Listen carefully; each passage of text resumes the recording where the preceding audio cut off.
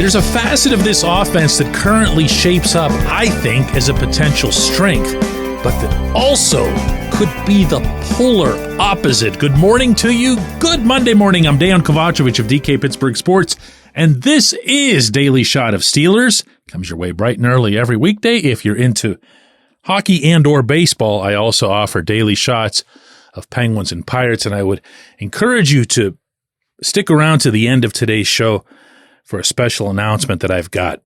Tomorrow through Thursday is I was about to say involuntary, voluntary. Well, let's put it this way. OTAs are voluntary. Minicamp, you gotta be there, okay? So you figure out what the actual terminology is, but they've all gotta be there.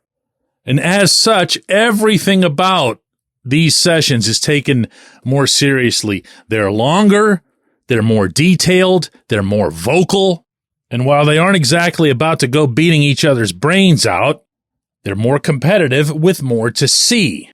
To my mind, between this and training camp and even the exhibition games, the one single thing I want to see more than anything else, and I mean this on either side of the ball, and I can promise you I'm not going to change this stance until, into the season at the earliest, okay?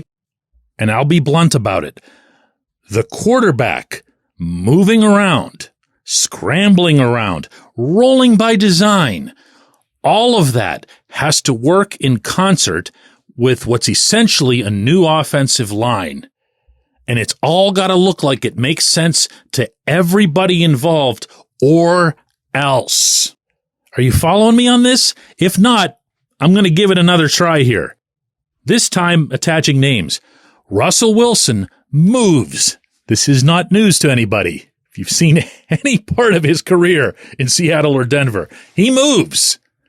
Sometimes it's improvisation. Sometimes it's part of the play.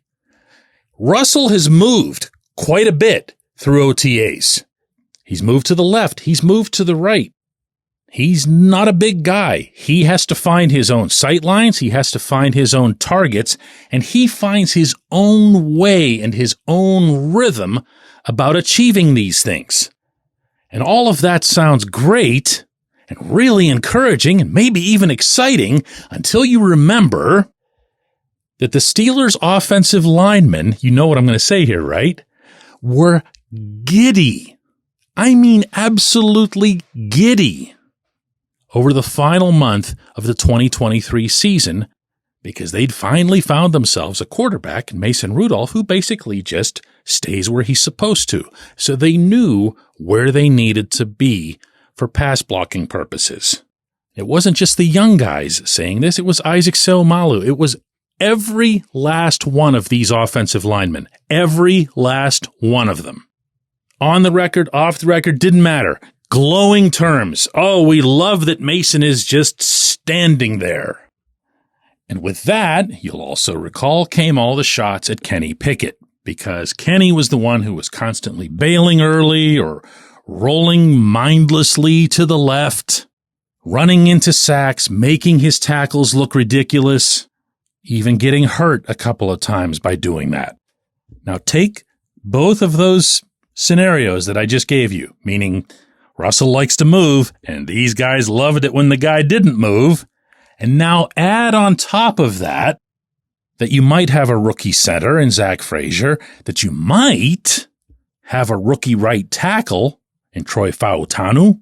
And if that happens, you might have a second-year guy, Broderick Jones, playing left tackle at the NFL level full-time for the first time. And,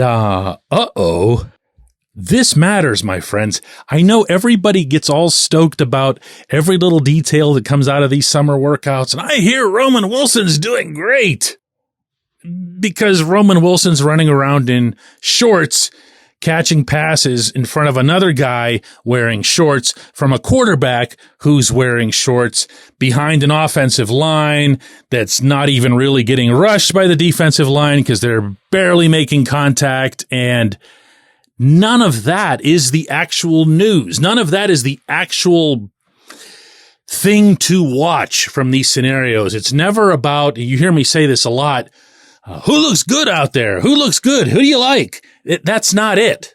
That's not it. What's so important over these formative months in the summer is that people who currently don't know where they're supposed to be figure out where they're supposed to be. And when they're not where they're supposed to be, that someone can jump right in, as they can in these mini camp settings. Coach can just walk right in and say, whoa, hey, no. When Russ goes over here, you go over there. Or they can all talk it out, including Russ. And the same goes for getting into Latrobe and the exhibitions. The reason I cite the exhibitions is because those may be more than anything that happened before the season. Everyone's looking at results. Everyone's looking at outcomes. And I still won't be doing that. If Russ misfires for people in exhibitions, I can live with that because I know Russ is going to be able to figure that out, or that maybe this wide receiver or that tight end is a little bit off. But if you're seeing chaos after every snap, that's a very, very different story. And then add into that, as you make it into regular season games, the teams will actually be scheming. They'll be coming at you. They'll be trying to trick you and fool you. So you'd better at least have your part of the script down. When we come back, J1Q. Luxembourg, Garbett, Kelly, and George. LGKG is a personal injury law firm in Western Pennsylvania that represents people hurt in car accidents or who need help with workers' comp or medical malpractice. When the attorneys at LGKG make you a promise, they keep it.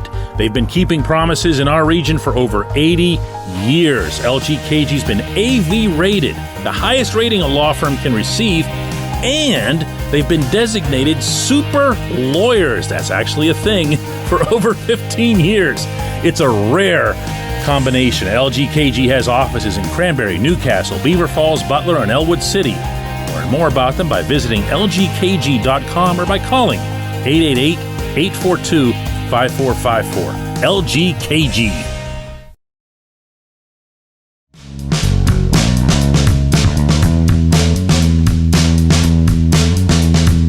Today's J1Q comes from Ken, who says, DK, are you maybe underestimating the veteran wide receivers that the Steelers could have stepping up? Remember the spark that Jericho Cotchery gave whenever he was considered washed up. I do remember Cotchery. I remember Cotchery having a terrific season, actually, where a lot of people, you're correct, had seen him coming through the summer as a clear number 4 type who was never going to get anywhere on the depth chart, but then Ben took a liking to him and Latrobe was throwing to him on a pretty regular basis. They developed a relationship and everything else went really well for Koch for the remainder of that season.